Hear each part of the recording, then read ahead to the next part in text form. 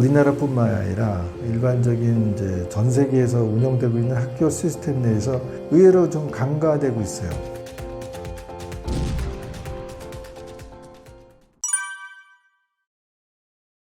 그 세 가지 어려움을 극복해야 되니까요.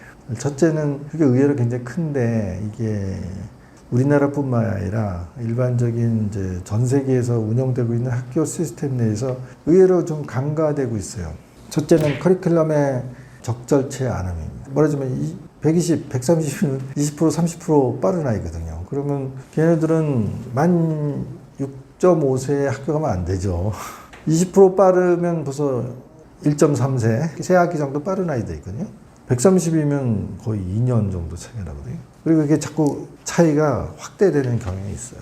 10살 되면요, 2년, 3년 차이가 나고, 15살 정도 되면요, 3년, 심지어는 5년까지 차이가 나기 때문에 그 부분을 조정을 해주는 게 맞죠. 그러니까 반대쪽 아이들도 마찬가지예요. 지능이 한 90 이하, 85 이하 이렇게 되면 사실은 입학을 1년 정도 유예시키는 게 맞거든요. 그랬을 때 오히려 아이가 이제 편안하게 학교 생활을 할 수 있는 여지가 많아요. 그리고 그 아이도 이제 계속 성장하다 보면 이제 어떤 한계가 있을 수 있죠. 저는 이제 수학을 그래도 많이 지도를 해봐서 이렇게 봤더니 실제로 우리 스포자라는 표현을 많이 쓰고 있는데 냉정하게 얘기해서 중학교 딱 입학한 애들을 한 30명을 딱 세워놓고요. 분수 계산을 시키면요. 3분의 1 정도는 잘 안 됩니다. 그냥 쉽게 하면 돼요. 2분의 1 더하기 3분의 1은 뭐지? 5분의 2던가? 이런 친구들이 한 3분의 1 정도 나와요. 그게 통분을 해서 2분의 1은 6분의 3이야. 3분의 1은 6분의 2야. 그러니까 6분의 5. 이게 딱 되는 친구들이요. 이게 중학교쯤 되면 당연히 그 정도 해야 된다고 이제 어른들은 생각하지만 안 그래요. 3분의 1은 5분의 2인가? 그럴 수 있어요. 물론 이제 그런 아이도 이제 중학교 수업을 받다 보면 그 정도는 아니지. 그런데 지난번에요. 제가 재밌게 보는 그 매블쇼라는 그 유튜브 채널이 있는데 거기서 이제 그 패널들이 멀쩡한 어른들이 그리고 아주 말도 잘하고 학교도 좋은데 나온 사람도 이렇게 여럿 있어요. 그래서 5명인가 앉혀가지고 그거 했거든요. 지금 3분의 2 더하기 2분의 1이었나? 다 틀리는 거야. 미국인이 맞췄는데 이제 다 틀리니까 내가 틀렸나 그러더라고.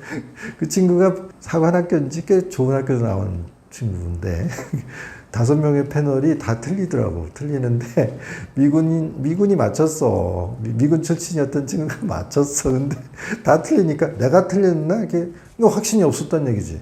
되게 웃기지 않습니까? 그게 5학년 교과서에 나오는 내용인데 쓸 일이 없으니까 어른들 다 까먹는 거예요. 그렇다면 이제 아이들도 사실은 분수를 쓸 일이 어디 있어. 그러니까 학교 수학 시간에만 5학년 때 배우고 점점 어려워지네 그런 상태에서 아무 생각 없이 그냥 그야말로 멀쩡하게 시험도 잘 치르고 낙제점 안 맞고 낙제점이 아니라 오히려 좋은 점수 받았다 하더라도요. 중학교 가서 중학교 딱 입학한 애 보고 너 2분의 1 더하기 3분의 1 해봐 하면은 3분의 1 정도는 잘 못합니다. 그런 식이에요. 말하자면 우리가 중학교 3학년 되면 근해 공식을 배우거든요. 근해 공식이 못 넘어가요. 절반 정도가. 외우죠. 근해 공식 그걸 외우지 않고 어떻게 중학교 3학년 수학을 하겠어요. 외우는데 그냥 외우면 안 되거든요. 유도 과정을 사실은 잘 분석하면서 따져봐야 되는 게 이제 중학교 3학년 과정인데 그러면 중학교 3학년 졸업한 고등학교 1학년 된 애들 딱 모아놓고 너 근해 공식 유도해봐 이렇게 시키면요 제가 보기에는 이번엔 반대로 3분의 2가 못할 것 같아요. 외웠던 애들은 잊어버릴 수 있잖아요. 그죠? 자, 그러면 3분의 2 정도 되는 아이들이 이제 고등학교 가서 이제 3차 방정식, 4차 방정식을 풀어야 된다는 것은 사실 엄청난 고문이죠.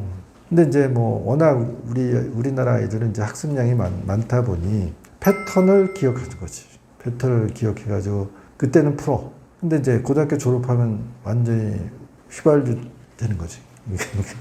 싹 머릿속에다 지워버리는 거지. 그러니까 소위 굉장히 탑 브랜드의 명문대학에 입학한 아이들조차도 인문대 사회대 친구들이 과연 3차 방정식, 4차 방정식 기억하면서 풀 필요가 있는가? 풀 필요 없죠. 그걸 왜 풀겠어요? 일상생활에 전혀 필요 없고 자기가 대학 학과에서도 그런 걸 전혀 할 필요가 없는데 할 필요가 없고 그 시간이 오래되면 다 잊어버리지 않겠어요? 그러니까 뭐 공과대학을 갈 친구들 뭐 그다음에 뭐 소위 과학 분야에서 뭐 나는 나중에 석박사 해가지고 교수할 거야 하는 사람이라면 뭐 당연히 그런 것을 잊어버린다든지 까먹으면 안 되겠으나 사실은 대부분의 대학에 입학해서 공부한 사람들도 우리가 이제 소위 학교에서 배우는 미적분 뭐 이런 거 쓸 일도 없고 사실은 2차 방정식도 쓸 일 없죠. 그러면 어떻게 되면 이제 학교의 커리큘럼이라는 게 어떻게 보면 불합리하게 보일 수도 있으나 그게 불필요하다는 얘기는 아니고요, 당연히. 이제 그 정도로 이제 말하자면 논리적인 훈련이라든가 저는 이제 수학을 어떻게 보냐면 그래도 제가 명색이 서울대를 수학과를 졸업한 그 사람이니까 제가 수학에 대해서 끊임없이 특히 이제 아이들 소위 영재 아이들의 성장함을 지켜보다 보니까 수학에 대한 끊임없는 생각 아니면 뭐 이렇게 뭐 걔네들 도와줄 수 있는 프로그램 이런 것들을 계속 생각할 수밖에 없는데 수학이라는 것은 제가 보기에는 차원을 높여주는 훈련이라고 생각합니다. 수학을 통해서만이 우리가 1차원, 2차원, 3차원, 4차원 그래서 고차원적인 이제 사고방식을 이해하고 느끼고 뭐 그것을 이제 뭐 좀 가상의 세계 속에서 그런 이제 고차원적인 모델링을 만들고 거기에 따라서 이제 상황을 좀 입체적으로 이해하고 분석하고 할 수 있는 이제 사고 훈련을 하는 과정이라고 보거든요. 그렇다면 이제 수학이 사실 어떻게 보면 재밌게 공부할 수 있는 아주 특이한 과목이기도 합니다. 근데 이게 이제 입시 경쟁이 워낙 치열하다 보니까 뭐 왜 해야 되는지도 모르고 결국은 쟤보다 내가 점수를 잘 받기 위해서 더 빨리 풀어내가지고 시간을 많이 확보해가지고 좀 더 난이도 높은 소위 킬러 문항을 풀어낼 수 있는 시간을 확보하기 위해서 끝없는 속도 경쟁 이거는 좀 잘못된 것 같아요. 그래서 제가 최근에 그 IB 교육이라든가 IB 평가에 대해서 관심이 많아가지고 계속 자료를 찾으면서 공부하고 있는데 재밌는 얘기가 나옵니다. 거기 보니까 그 요새 이제 그 표선 고등학교라고 제주도에 그 IB 지정학교가 있는데 거기 이제 교육혁신연구소의 그 소장님이 거기 가서 이제 종단 연구를 하셨던 것 같아요. 그러니까 계속 1년, 2년, 3년에 쭉 거쳐가지고 이제 그런 IB 교육이 과연 어떤 이제 아이들의 변화를 일으키느냐, 이 교육의 효과가 뭐냐, 뭐 이런 것들 분석하는 거 있는데 그 양반이 재밌는 얘기 해주더라고. 너는 이제 졸업을 해서 이제 그 과정을 다 끝냈는데 어떤 과목이 제일 재밌었어? 이렇게 물어봤더니 의외로 수학이 재밌었던 애들이 되게 많이 나온다는 거죠. 이게 우리가 가지고 있는 그 고정관념과는 완전히 반대잖아요. 수학에 대해서 정말 넌더리를 치고 정말 학교 다닐 때 다른 건 몰라도 수학은 정말 괴로웠어. 수학은 정말 뭐 보기만 해도 내가 정말 그 토가 나와. 그런 사람들이 굉장히 많거든요.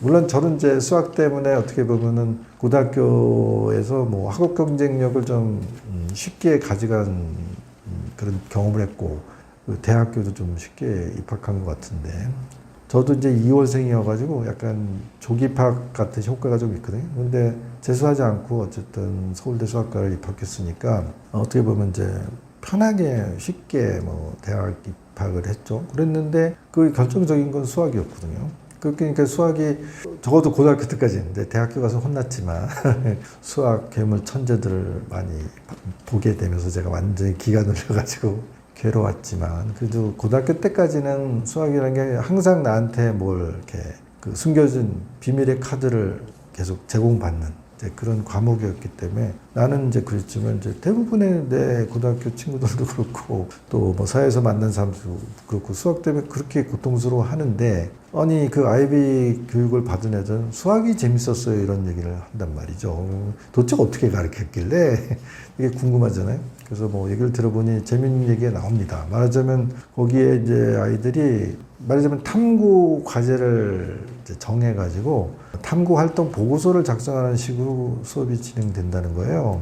그래서 그 이제 표소는 사실은 농업 지역이기 때문에 이제 부모님들이 농사일을 하시는 거지. 그래가지고 고등학교 탐구 과제를 이제 스스로가 정하는 거예요. 그래서 드론을 이용해가지고 뭐 비료나 농약 같은 것들을 살포하는데 어느 높이가 가장 효율적일까? 이거를 이제 2차 방정식 혹은 뭐 소위 포물선에 관해 그래서 물론 이제 그 2차 방정식은 중학교 3학년 과정이긴 하지만 고등학생이 됐으니 그거를 실제 사례에서 이렇게 응용을 해가지고 뭐 나름대로 실험 계획도 세우고 모델링을 하는 거죠. 그 포물선의 어떤 곡선 같은 걸 해가지고 어느 정도 높이로 이제 드론을 운영했을 때 가장 효과적으로 고루고루 뭐랄까 효과를 낼 수 있냐를 이제 여러 가지 자기 가설과 이론적인 시뮬레이션과 뭐 실험 결과를 가지고 뭐 쭉 탐구 보소 작업을 했는데 그게 재밌었다는 거예요.